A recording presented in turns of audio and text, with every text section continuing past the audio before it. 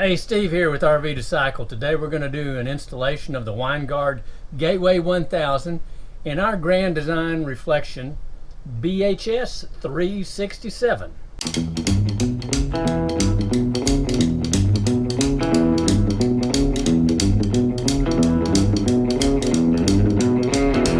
Gateway 1000. It's going to go right up here. So the first thing we've got to do is we've got to take out these two screws we have on top, installed at the factory, is the Winegard Air 360 Plus. And part of their installation at the factory involves making sure that you have power as well as the connectors for the antenna. They're all right here. Once you have the two screws removed, you just pull this guy down. And what you'll find is Grand Design zip tied the wires to this little cover. This is 12 volt DC. It is a loop. You cannot pull these wires completely out. You're not going to find a bare end anywhere. This is powering something else. Rather than try and figure it out, the best thing you can do is just shut your power off before you try to splice into this. Once we have the power off, we're ready to do some wire separation. So we're going to separate the white from the orange and white. We have them separated now, and with a little muscle we can separate them further, and now we're going to cut them. Make sure you've turned off the power.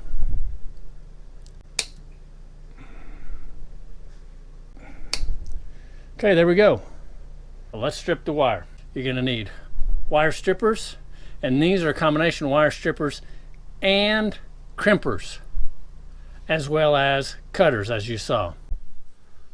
Okay, so it started with the neutral or the ground, and I've already got it stripped.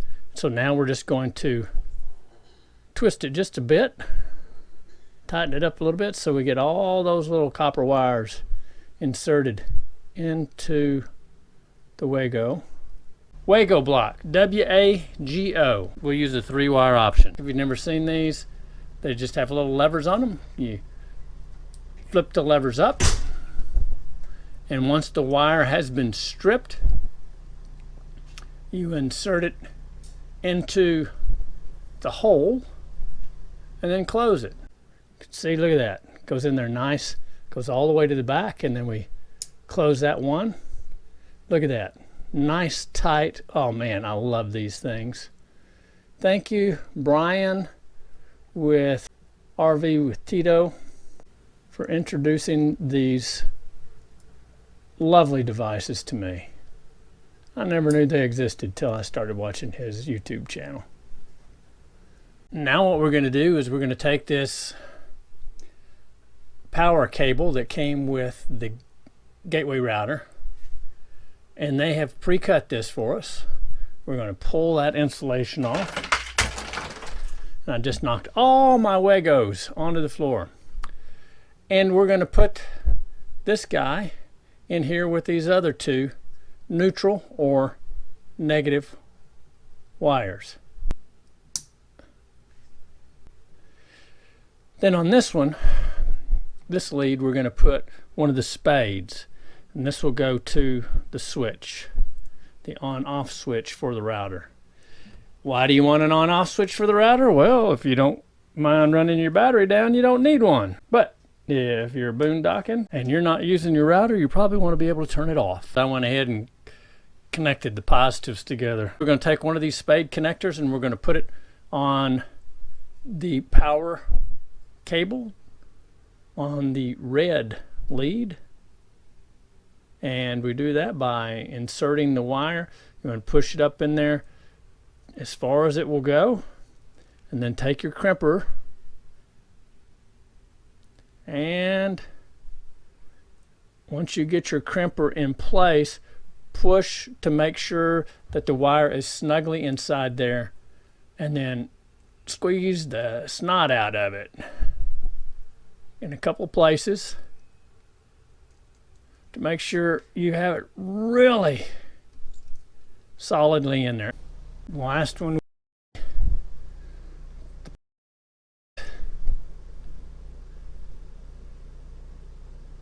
it's already been stripped, twisted, and it's in there. Now what I have to do for this one is I need another spade connector. Unfortunately, spade connectors came with the gateway router, have this teeny tiny little hole that fits these wires.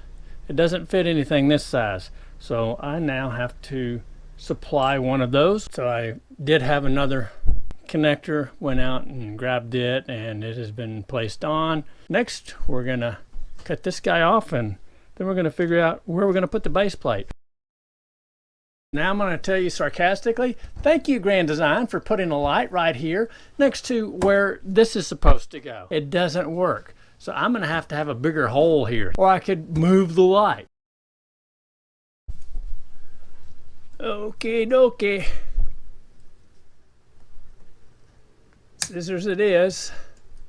Some people might use end snips. I like these scissors. These are great. You will not need this again unless you plan to cover the hole up. So you may want to save it, you may not. Now I'm going to shove wires up in here. Then we'll install the base plate. We're going to read in these instructions right here that this mounting plate has an orientation. At the back of this mounting plate is the place the wires enter. The front of the mounting plate should go to the front of the RV. I wrote this because I know me and I'll forget. Instead of using the hole to run these wires through, here are our connections. I'm just going to do one of these things, get it up there, call that good. And just to be sure about this, I'm going to go ahead and connect the wires. The green and the yellow are the two that I'm most concerned about because they're going to be the furthest from the hole. One of the nice things here is you're going to have a color-coded chart to help you ensure you connect the wires correctly. Also, the SIM card. That's this little guy right here. This is a SIM card that comes with the unit. If you decide to install your own SIM card, you can just pull this guy out and put the new one in. To remove the base plate, push down on the lever, slide it out, voila. And what we do is we just put it right up here, and it just pushes in. Hear the click. The next one, the yellow, pushes in, get a click, and then the red. Should not be a problem, but here's my problem. I've just run out of space.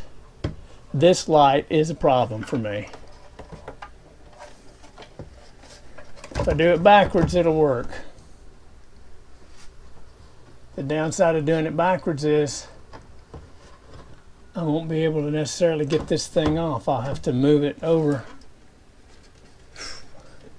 It stinks. Thank you, Grand Design. I don't know who the engineer was that decided that light needed to go right there, but not a good decision. Well, after a lot of frustration, you can see what I did. I took the light out, and I'm going to reinstall it further toward the back of the hallway. What's really frustrating is these wires that come out of the antenna, they come out from a point that is directly above my finger, not way over here. So that shortened these guys up anyway. Ugh. Some people get away with, this is bad. I'm really disappointed in Grand Design. We'll leave it at that. So what I'm going to do is I'm going to end up putting the base plate here. I'm going to move the light up here. Because there might not be enough spots to screw the base plate, I may have to put a decorative piece of wood up here. It'll cover the holes and also give me something to screw the base plate into and make it more sturdy. When I get a hole saw that's roughly 3 7/8, I'll be able to drill another hole and relocate that light. In the meantime, I'm going to go ahead and put this bad boy in. So here we go. Turn it like this, a little easier to connect the wires. And notice that I've got a green light. Oh, now I got a red light. Well, I had a green one. That's a good thing. Now it's red. Don't know what that means, but I guess we'll get it figured out. In the meantime, rather than just let this hang, I'm going to go ahead and mount it. And I have it set up going through the side here as I was going to do originally. Get all the little wires out of the way.